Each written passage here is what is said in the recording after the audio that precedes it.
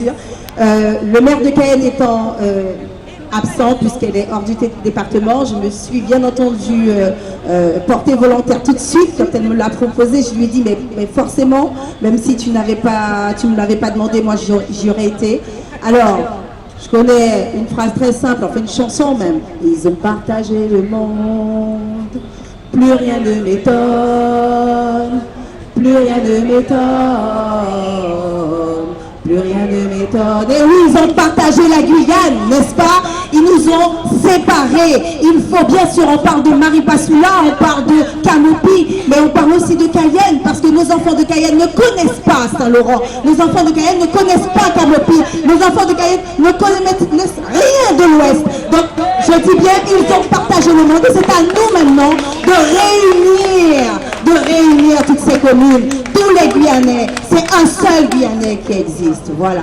Et j'ai une petite pensée aussi, je ne serai pas très longue, juste pour cette chanson qui m'a toujours marquée et qui m'a aussi fait prendre conscience de cet enclavement, cette nécessité de désenclaver ce pays. C'est cette fameuse chanson qui nous dit « A tes routes, maman petite, la rocamopi, la rocamopi.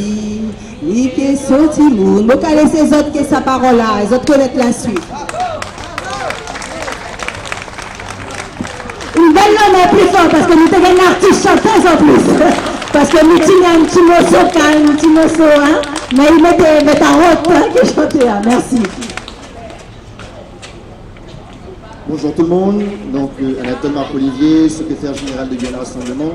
Le président Alexandre est absent, il est hors du département, mais en tout cas il a tenu à vous partager un petit mot que je vais lire.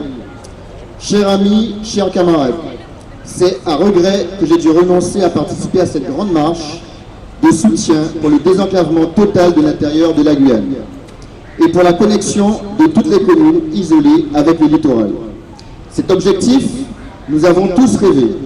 La route du fleuve en particulier, inscrite dans le schéma d'aménagement régional révisé en 2015 et dont nous avons demandé qu'elle fasse l'objet d'une délibération spécifique et d'un avenant au contrat de convergence lors de l'Assemblée plénière extraordinaire du 7 novembre dernier, doit désormais être la priorité absolue en termes d'infrastructures routières en Guyane. La sécheresse historique et les nombreuses difficultés auxquelles celle-ci nous expose et qui ont vocation à s'amplifier d'année en année, en alternance avec des inondations, elles aussi toujours plus marquées, n'ont fait que nous conforter dans cette conviction qui est tout simplement une évidence.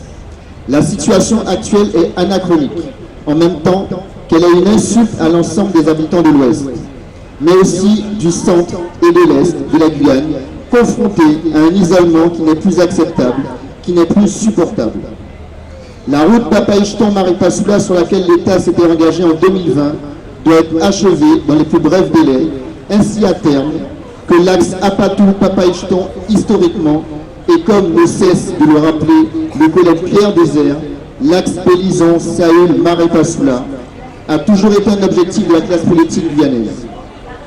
Pour l'heure, il n'a malheureusement jamais pu être concrétisé, quand bien même le tracé que nous avions d'ailleurs emprunté en 2018 à l'occasion de l'acheminement d'engins des chantiers à Saül, a au moins le mérite d'exister.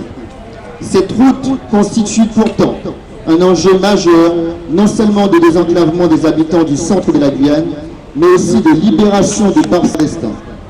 Enfin, il ne s'agirait pas d'oublier l'Est et notamment la commune de Kanopi, désenclavée par voie aérienne depuis début 2021, avec la réalisation de l'aérodrome et de la piste d'atterrissage, puis l'ouverture de la ligne aérienne Kanopi a aussi vocation à terme à connaître un désenclavement routier qui permettra à ses habitants de disposer enfin d'un niveau d'équipement comparable à celui du littoral.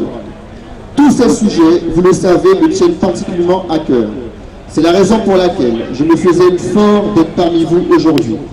Malheureusement, mon engagement en tant qu'historien dans la mise en valeur de l'action et la mémoire d'une grande figure guyanaise en la personne de Gaston Monnerville m'a retenu à Paris en cette même date dans le cadre d'un hommage qui lui sera rendu au Sénat. Des membres de mon parti, Guyane Rassemblement, ainsi que du groupe Uni Engagé pour le territoire à l'Assemblée des Guyanes sont toutefois présents afin de porter à vos côtés ce combat qui est un combat de toutes les Guyanaises et de tous les Guyanais pour une Guyane désenclavée, unifiée, solidaire et tournée vers l'avenir prometteur qui lui autorise son extraordinaire potentiel. Bonne marche à toutes et à tous et vive la Guyane. Merci à vous pour l'écoute.